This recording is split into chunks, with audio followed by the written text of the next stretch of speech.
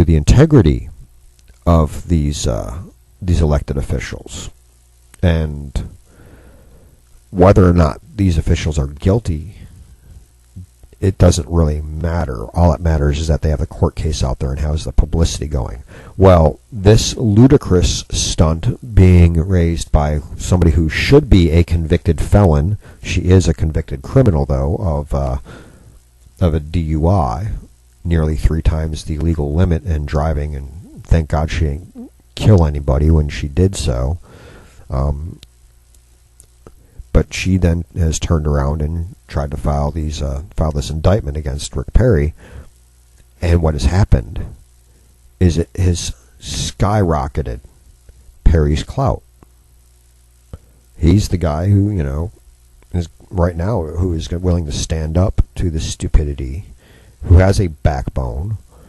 He's seen as the guy right now for 2016. So he is currently now the front runner, thanks to this idiotic indictment. So it's backfired on Rosemary Lehman, had the exact reverse effect. And if and when Perry actually goes to trial and he wins the case, should that happen, it's just going to launch him even higher. So not exactly a smart move there, Rosemary. Of course, then again, neither was driving with 3 times the legal limit of alcohol in your blood, or not enough blood in your alcohol stream, as the case was, and then making a complete fool of yourself, and then refusing to leave office, especially one that you no longer qualified for, thanks to your illegal activity. And of course, I'm referring to Rosemary Lehman when I say that. So there's your latest on that. But I promised you, because I segued over to that from the failed rescue attempt. But let's go back into some more military news, folks. And again, for those of you listening, I'd love to hear from you and hear what you may want to talk about. This show isn't all about me just flapping my gums. I'm still waiting for callers to come in and flap theirs. So our number here is 520-226-8567. So those of you listening, go ahead and call in. But back to military news. Guess what other distractor is back in the news again? Bowe Bergdahl. Dun, dun, dun, dun. Well, it appears that several things have come out regarding Bowe. Bowe doesn't want to be in the military anymore. He wants whatever's going to happen and happen soon, so he can take a discharge and go to college. He doesn't know what he wants to go to college for. He just wants to get out of the Army and go to college. Now, I do not have an issue with somebody doing their time, completing their contract, and going and taking advantage of those GI benefits, including the GI Bill. In fact, I highly encourage it. The military isn't for everybody. If you're going to go in, promise your 4 years, do your 4 years, do your best, work your butt off, and then when you get out, all those veterans benefits that you have earned, you need to take advantage of. And Bowe really is not any exception to that rule, except there is an exception to that. If he gets less than an honorable discharge and he is tried for any crimes he may have committed, he may lose those benefits, in which case, tough cookie. That's all I have to say about that. You shouldn't have left your post. You shouldn't have violated your first general order. For those of you who have never served in the military, the Army has 3 general orders. I can't remember exactly how many the Marines have, but they're basically the same thing, just split up into smaller bites, so to speak. But the first general order is, it's been a while since I've been in. The general gist of it is I will guard my post and quit my post only when properly relieved. That is the general gist of it. I said, I've been out for a couple of years, so some of the exact wording has slipped my mind. But that's a violation of his order. He was supposed to be at his fob, at his location of duty, and he left it without permission. So that is a violation of his first general order. It's also potentially desertion or going AWOL even, or at the least amount, it's dereliction of duty. So a lot of the experts are saying that Bowe is just going to get an administrative UCMJ punishment, which means he may have to do some extra work and lose some pay and maybe even lose some rank over it, but more than likely will not affect his discharge. He'll still end up with a medical discharge. It won't be a general, it'll be an honorable discharge. Not even a general under honorable conditions. It'll be a full honorable. That's what a lot of people are seeing may happen, but it's going to depend on what General Dahl recommends and what they decide to go with. So we'll see. In the meantime, the people that Bowe Bergdahl is working near or in and around or have to deal with his paperwork or whatever the case may be over there at Fort Sam Houston are sick of him. They're being professional, but they really don't want him around. They all have heard the evidence or heard the accounts coming from those who served with Bowe. And for the most part, they buy into the fact that he was a deserter in a combat zone, or he left his post. He didn't do what he was supposed to do, and he should not be receiving any special treatment. In fact, they see him right now as kind of sort of getting away with doing some bad things, or not being an honorable forthcoming soldier. So that's the way they kind of see him, although he hasn't been convicted of anything yet. So they have to treat him like any other soldier until that happens, and they're sick of doing so. So they're hoping that whatever's going to happen just happens soon, and he's gone and no longer their problem. In fact, there's people that have to look at him every day, not necessarily do anything with him. They just have to see him, and they're sick of seeing his face in a uniform. So that's kind of the word that's coming out of Fort Sam about those who work in and around Bowe Bergdahl. Now, if it turns out he didn't do anything wrong, I think the people that have that kind of an attitude owe him a big apology, if that turns out to be the case. I don't think it will, but if it turns out to be the case, then he was a soldier, had bad things happen to him, and you need to respect him if that turns out to be the way it goes. We don't know. We don't have all the evidence. We've seen some of it, but not all of it, and you have to weigh it all. So that's the Bowe Bergdahl update. So we've got all that going on. So there's a little bit of military news for y'all, and there's a little bit of news coming out of Washington and failed rescue attempts of U.S. personnel are being held hostage by a terrorist group. Updated you a little bit on what's going on with the whole Rick Perry thing. Now, there's a story over at BuzzPo, and it was they pulled a video that was created by Roll Call, and we attempted to get the audio because it is just hilarious, but it wasn't happening, at least not for this show. We may try again for a future show. Maybe for tomorrow we can get it. But y'all owe yourselves it's just a little bit over 2 minutes. It's less than 3, more than 2. But you all owe yourselves a couple of minutes of laughing. And it doesn't matter what side of the aisle you're on, folks. This is funny regardless. Be able to look at people from your own side of the aisle and laugh when they do something or say something stupid. And what this is, it's a compilation of former Speaker Nancy Pelosi's greatest hits of her various speeches and congressional floor appearances.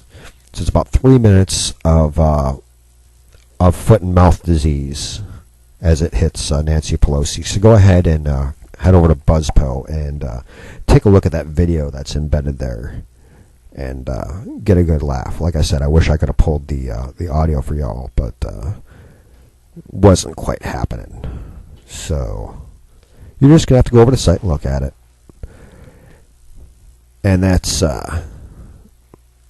there's a little bit of levity for you for this Thursday, August 21st.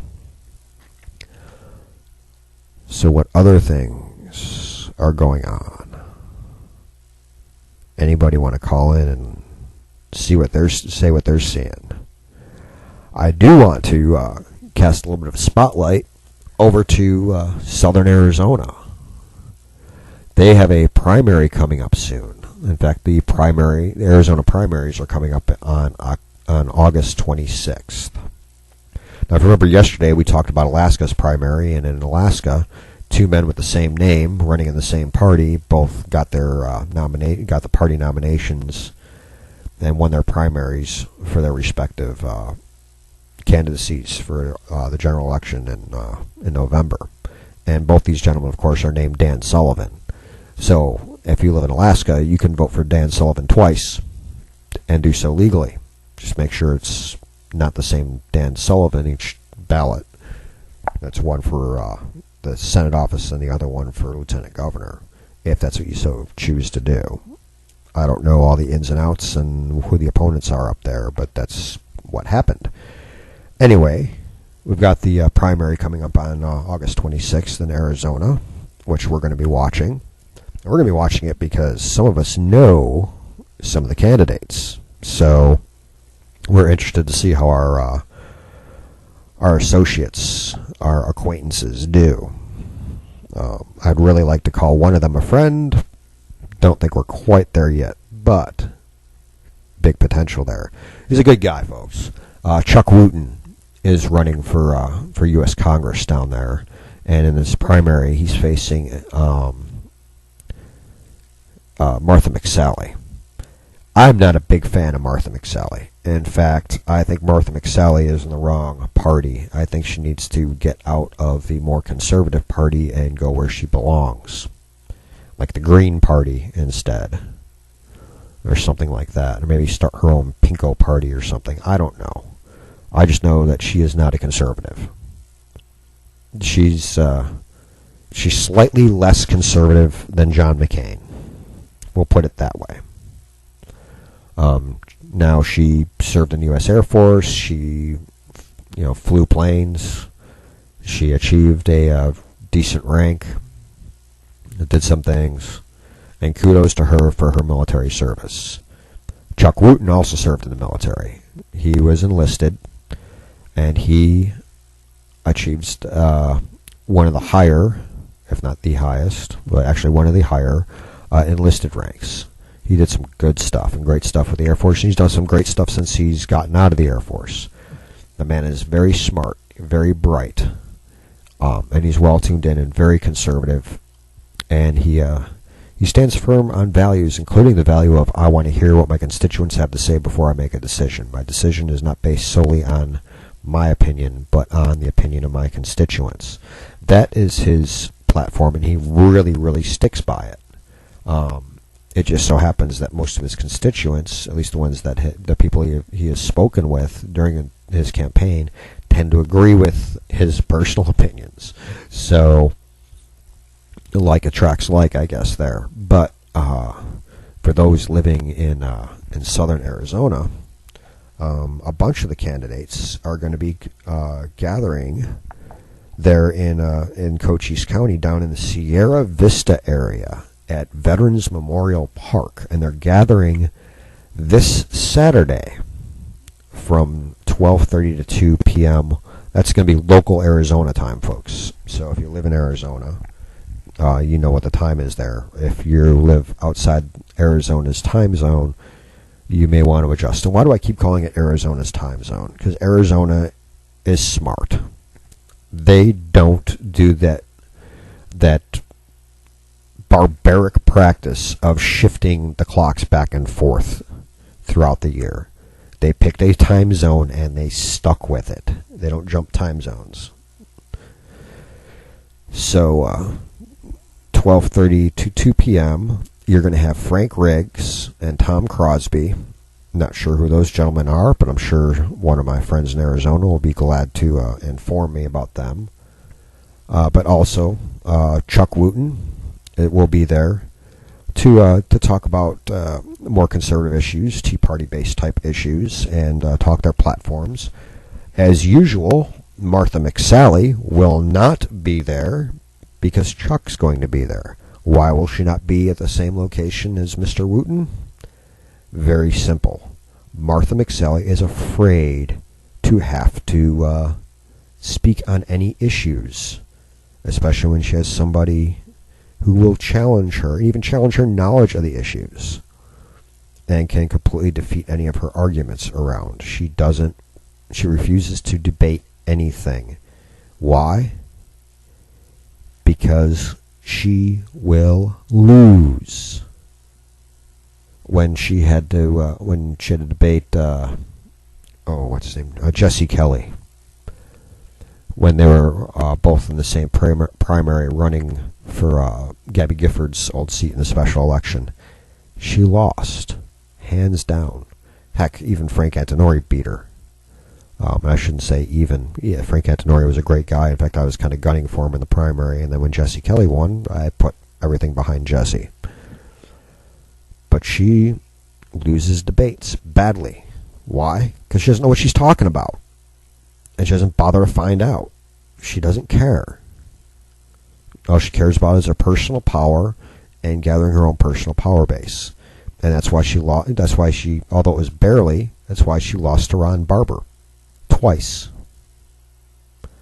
And now she's trying to win the primary to face against Barber again. Folks, I don't care how narrow that margin was, she's not going to beat Ron Barber. She just isn't. And she's not right for America, and she's not right for Arizona. But there's my 2 cents on Arizona politics, folks. Arizona politics are they're not a contact sport the way they are here in Texas, but they're close. They're close, folks. There's a lot of jabs that are thrown here and there that aren't exactly necessarily legal, but then again, we have officials that look the other way, so to speak, metaphorically speaking. But that is bringing us up to the end of the show. So if you were going to call in and you didn't, shame on you. You'll have to call in tomorrow between 8 and 9 a.m. Central Time. And, of course, that number is 520-226-8567. And this has been the Mouth of Matuszak Show for this Thursday, August 21st, 2014. And we'll be right back here tomorrow morning from 8 to 9, or if you're listening to the podcast, whenever you decide to push play. And we'll see you back here then.